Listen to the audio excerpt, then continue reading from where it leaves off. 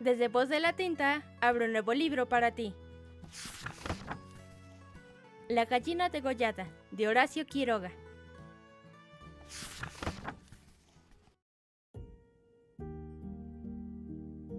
Todo el día, sentados en el patio, en un banco estaban los 4 hijos idiotas del matrimonio Mazzini Ferraz.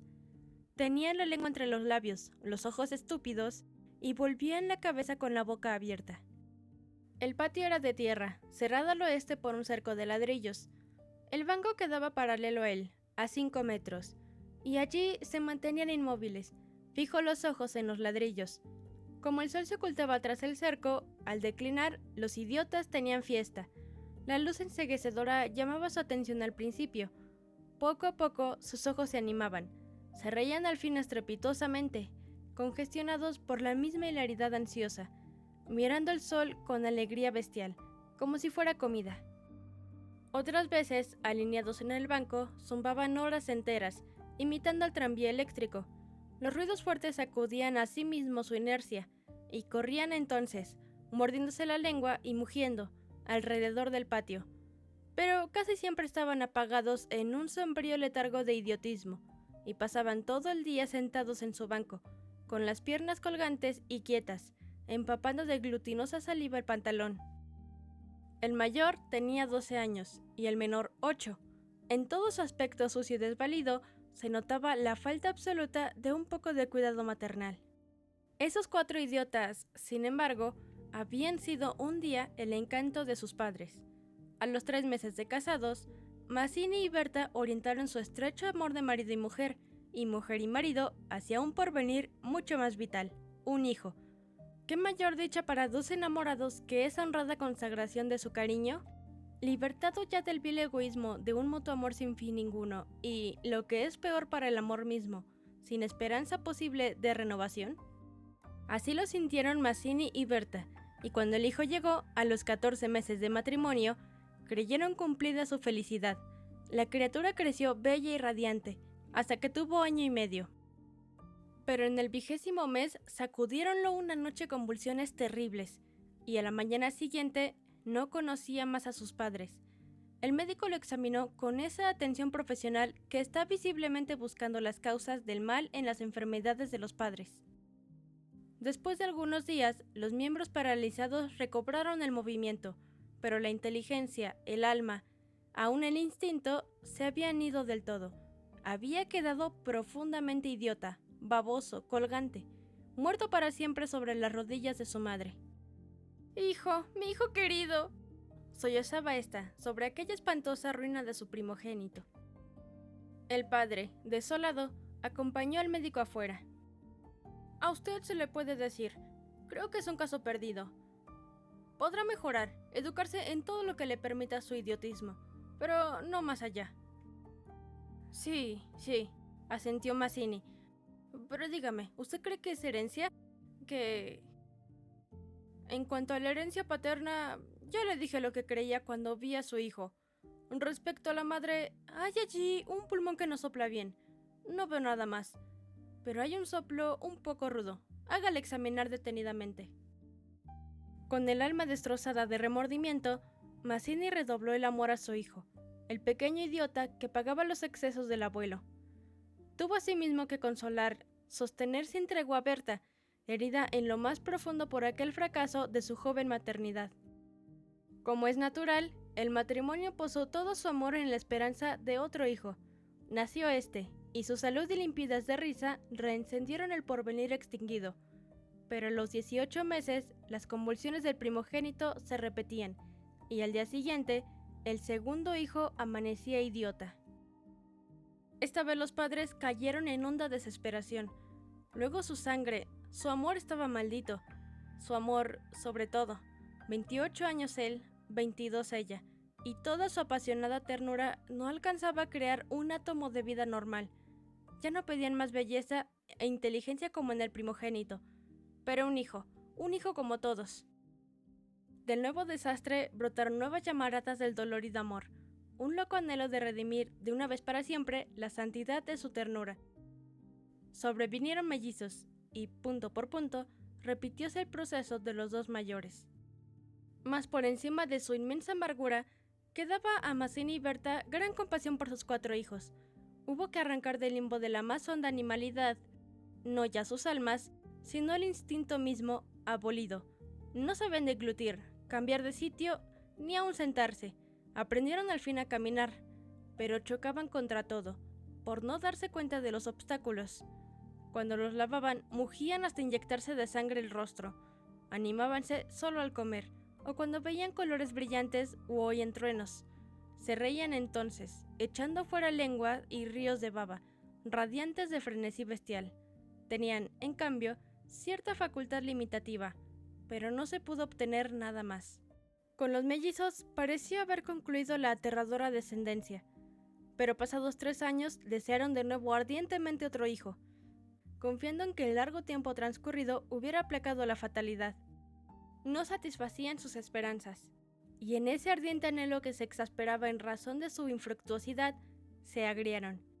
Hasta ese momento, cada cual había tomado sobre sí la parte que le correspondía en la miseria de sus hijos. Pero la desesperanza de redención ante las 4 bestias que habían nacido de ellos echó afuera esa imperiosa necesidad de culpar a los otros, que es patrimonio específico de los corazones inferiores. Iniciáronse con el cambio de pronombre, tus hijos, y como más del insulto había la insidia, la atmósfera se cargaba. Me parece, díjole una noche Mazzini, que acababa de entrar y se lavaba las manos, que podrías tener más limpios a los muchachos. Berta continuó leyendo como si no hubiera oído. Es la primera vez, repuso al rato, que te veo inquietarte por el estado de tus hijos. Mazzini volvió un poco la cara a ella con una sonrisa forzada. De nuestros hijos, me parece. Bueno, de nuestros hijos. ¿Te gusta así? Alzó ella los ojos. Esta vez Mazzini se expresó claramente. Creo que no vas a decir que yo tenga la culpa, ¿no? Ah, no, se sonrió Berta, muy pálida. Pero yo tampoco, supongo. No faltaba más, murmuró. ¿Que no faltaba más? Que si alguien tiene la culpa, no soy yo, entiéndelo bien. Eso es lo que te quería decir. Su marido la miró un momento, con brutal deseo de insultarla. Dejemos, articuló, secándose por fin las manos. Como quieras, pero si quieres decir... Berta... Como quieras. Este fue el primer choque, y le sucedieron otros, pero en las inevitables reconciliaciones, sus almas se unían con doble arrebato y locura por otro hijo. Nació así una niña. Vivieron 2 años con la angustia a flor de alma, esperando siempre otro desastre. Nada acaeció, sin embargo, y los padres pusieron en ella toda su complacencia, que la pequeña llevaba a los más extremos límites del mimo y la mala crianza. Si aún en los últimos tiempos Berta cuidaba siempre de sus hijos, al nacer Bertita olvidóse casi del todo de los otros. Su solo recuerdo lo horrorizaba, como algo atroz que lo hubieran obligado a cometer. A Mazzini, bien que en menor grado, pasábale lo mismo. No por eso la paz había llegado a sus almas. La menor indisposición de su hija echaba ahora fuera, con el terror de perderla, los rencores de su descendencia podrida. Habían acumulado ya el sobrado tiempo para que el vaso no quedara distendido, y al menor contacto el veneno se vertía fuera. Desde el primer disgusto emponzoñado habíanse perdido el respeto, y si hay algo a que el hombre se siente arrastrado con cruel fruición es, cuando ya se comenzó, a humillar del todo a una persona. Antes se contenían por la mutua falta de éxito. Ahora que éste había llegado, cada cual, atribuyéndolo a sí mismo, sentía mayor la infamia de los 4 engendros que el otro habíale forzado a crear. Con estos sentimientos, no hubo ya para los 4 hijos mayores afecto posible. La sirvienta los vestía, les daba de comer, los acostaba, con visible brutalidad. No los lavaban casi nunca. Pasaban todo el día sentados frente al cerco, abandonados de toda remota caricia. De este modo, Bertita cumplió 4 años, y esa noche, resultado de las golosinas que era a los padres absolutamente imposible negarle, la criatura tuvo algún escalofrío y fiebre, y el temor a verla morir o quedar idiota tornó a reabrir la eterna llaga. Hacía 3 horas que no hablaban, y el motivo fue, como casi siempre, los fuertes pasos de Mazzini. Mi Dios, ¿no puedes caminar más despacio? ¿Cuántas veces? Se acabó, no lo hago a propósito. Ella se sonrió, desdeñosa. No, no te creo tanto. Ni yo te hubiera creído tanto a ti, tisiquilla. ¿Qué? ¿Qué dijiste?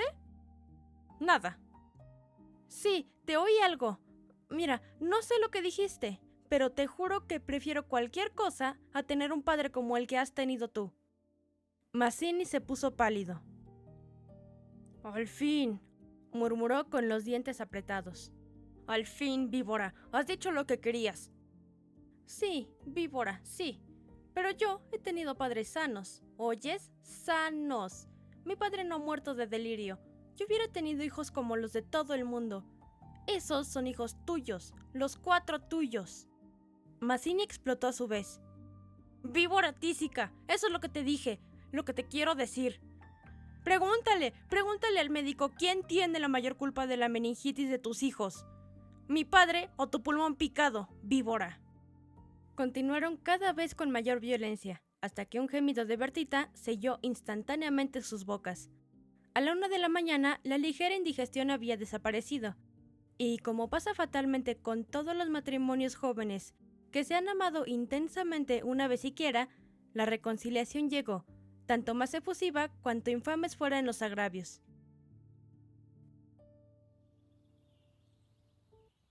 Amaneció un espléndido día, y mientras Berta se levantaba, escupió sangre. Las emociones y mala noche pasadas tenían, sin duda, gran culpa. Mazzini la retuvo abrazada largo rato, y ella lloró desesperadamente, pero sin que ninguno se atreviera a decir una palabra. A las 10 decidieron salir, después de almorzar. Como apenas tenían tiempo, ordenaron a la sirvienta que matara una gallina. El día radiante había arrancado a los idiotas de su banco, de modo que, mientras la sirvienta degollaba en la cocina al animal, desangrándolo con parsimonia, Berta había aprendido de su madre este buen modo de conservar la frescura de la carne. Creyó sentir algo como respiración tras ella. Volvióse y vio a los 4 idiotas, con los hombros pegados uno a otro, mirando estupefactos la operación. Rojo, rojo. ¡Señora! ¡Los niños están aquí, en la cocina! Berta llegó. No quería que jamás pisaran allí, y ni aun en esas horas de pleno perdón, olvido y felicidad reconquistada, podía evitarse esa horrible visión, porque, naturalmente, cuando más intensos eran los raptos de amor a su marido e hija, más irritado era su humor con los monstruos. ¡Que salgan, María! ¡Échelos! ¡Échelos, le digo! Las 4 pobres bestias, sacudidas, brutalmente empujadas, fueron a dar a su banco.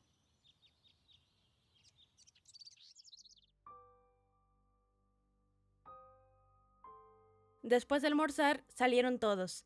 La sirvienta fue a Buenos Aires y el matrimonio a pasear por las quintas. Al bajar el sol volvieron, pero Berta quiso saludar un momento a sus vecinos de enfrente. Su hija escapóse enseguida a casa. Entretanto, los idiotas no se habían movido en todo el día de su banco. El sol había traspuesto ya el cerco, comenzaba a hundirse, y ellos continuaban mirando los ladrillos, más inertes que nunca. De pronto, algo se interpuso entre su mirada y el cerco. Su hermana, cansada de 5 horas paternales, quería observar por su cuenta. Detenida al pie del cerco, miraba pensativa la cresta. Quería trepar, eso no ofrecía duda. Al fin decidióse por una silla desfondada, pero aún no alcanzaba. Recorrió entonces a un cajón de querosene, y su instinto topográfico hízole colocar verticalmente el mueble, con lo cual triunfó. Los 4 idiotas, la mirada indiferente, vieron cómo su hermana lograba pacientemente dominar el equilibrio, y cómo en puntas de pie apoyaba la garganta sobre la cresta del cerco, entre sus manos tirantes. Vieronla mirar a todos lados y buscar apoyo con el pie para alzarse más. Pero la mirada de los idiotas se había animado. Una misma luz insistente estaba fija en sus pupilas. No apartaban los ojos de su hermana mientras creciente sensación de gula bestial iba cambiando cada línea de sus rostros. Lentamente avanzaron hacia el cerco. La pequeña, que habiendo logrado calzar el pie, iba ya a montar a horcajadas y a caerse del otro lado. Seguramente sintióse cogida de la pierna. Debajo de ella, los 8 ojos clavados en los suyos le dieron miedo. ¡Suéltame! ¡Déjame! Gritó sacudiendo la pierna, pero fue atraída. ¡Mamá! ¡Ay! ¡Mamá! ¡Papá! Lloró imperiosamente. Trató aún de sujetarse del borde, pero sintióse arrancada y cayó. ¡Mamá! ¡Mamá! No pudo gritar más. Uno de ellos le apretó el cuello, apartando los bucles como si fueran plumas, y los otros la arrastraron de una sola pierna hasta la cocina, donde esa mañana se había desangrado la gallina, bien sujeta, arrancándole la vida segundo por segundo. Mazzini, en la casa de enfrente, creyó oír la voz de su hija. «Me parece que te llama», le dijo a Berta. Prestaron oído, inquietos, pero no oyeron más. Con todo, un momento después se despidieron, y mientras Berta iba a dejar su sombrero, Mazzini avanzó en el patio. «¡Bertita!». Nadie respondió. «¡Bertita!», alzó más la voz, ya alterada. Y el silencio fue tan fúnebre para su corazón, siempre aterrado, que en la espalda se le heló de horrible presentimiento. ¡Mi hija! ¡Mi hija!». Corrió ya desesperado hacia el fondo, pero al pasar frente a la cocina, vio en el piso un mar de sangre. Empujó violentamente la puerta entornada y lanzó un grito de horror. Berta, que ya se había lanzado corriendo a su vez al oír el angustioso llamado del padre, oyó el grito y respondió con otro, pero al precipitarse en la cocina, Mazzini, lívido como la muerte, se interpuso, conteniéndola. «¡No entres! ¡No entres!». Berta alcanzó a ver el piso inundado de sangre. Solo pudo echar sus brazos sobre la cabeza y hundirse a lo largo de él con un ronco suspiro.